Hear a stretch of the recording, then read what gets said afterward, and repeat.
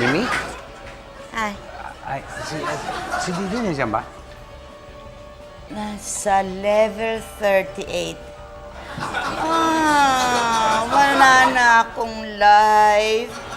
Bigyan mo naman ako ng life. Ha? Tommy, sorry hindi na kita mapapapasok. Kailangan ko nang patulugin si Mama eh. 3 days nang hindi natutulog yan. Nakalaro ng Candy Crush. Mukha nga siyang zombie.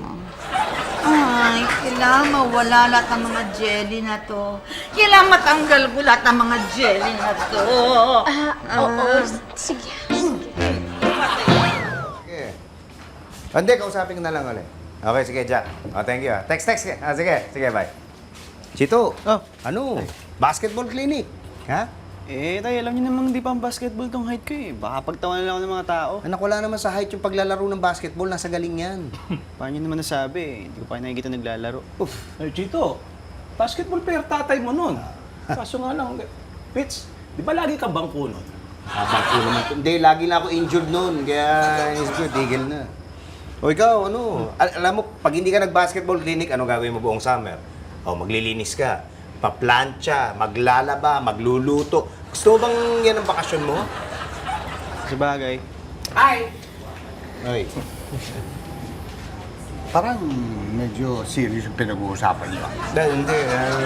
Sinasabi ko na kay Chito na sana pumasok na siya dun sa basketball clinic, sa clubhouse. Tara, kailan kayo mag-register? Sama ako! Tommy. Alam mo, hindi bagay sa'yo yun eh. Matanda ka na eh. Flagrant foul. Anong fragrant foul? Technical. Pin. Wala. Ano bang pakay mo? Eh, hindi naman ako magre-register eh.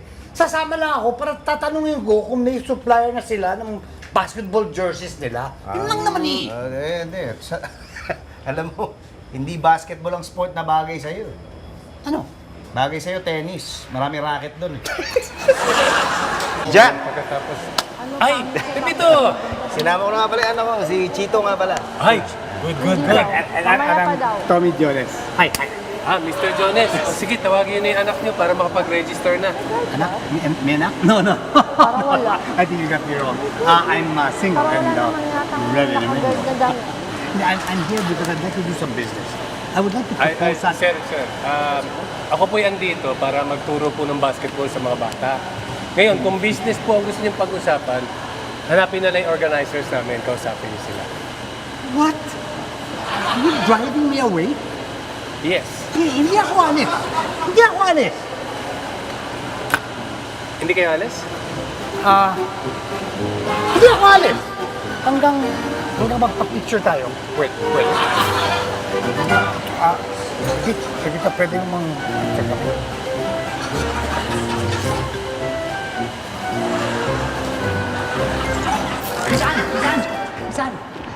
Minsan, sorry pero hindi ko napakita to sa'yo eh. Ito yung pruweba na ini-endorse ako ni Coach Jack. Yan kita mo. Sorry po, Mr. Jones. Pero may mga sponsor na po na gumagawa ng jersey. Kung gusto niyo po, i-approach niyo po yung mga team na nagpapaliga na 3-on-3. If you excuse me, sir, marami pa akong gagawin. What? Are you driving me away?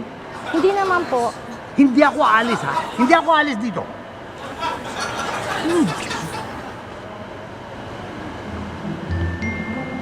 Hindi ako alis dito hanggat hindi tayo magpa-picture. Pwede mo kami magpa-picture? Please?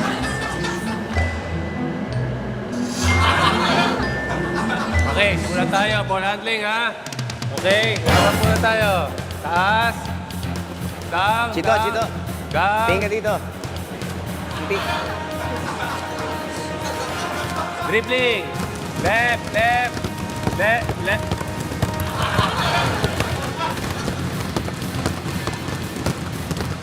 Okay, next. Passing tayo, passing. Chito. Chest. Pagpapasa, may video kita ha.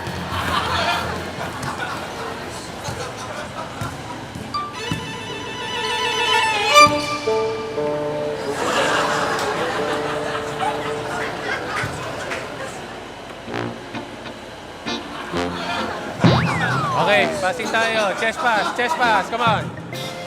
Chest pass. Hard, hard, hard. Hard. Good, good.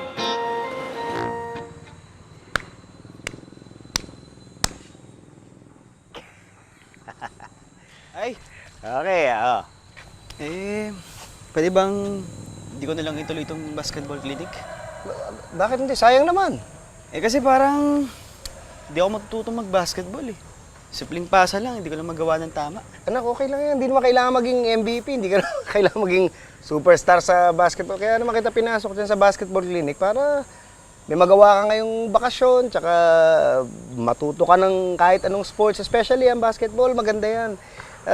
Baka naman pwedeng bigyan mo ng ilang araw bago ka magbago ng isip. Tsaka, sandali Ito, Diba? Never say die. Never say die. Mamatay ka na.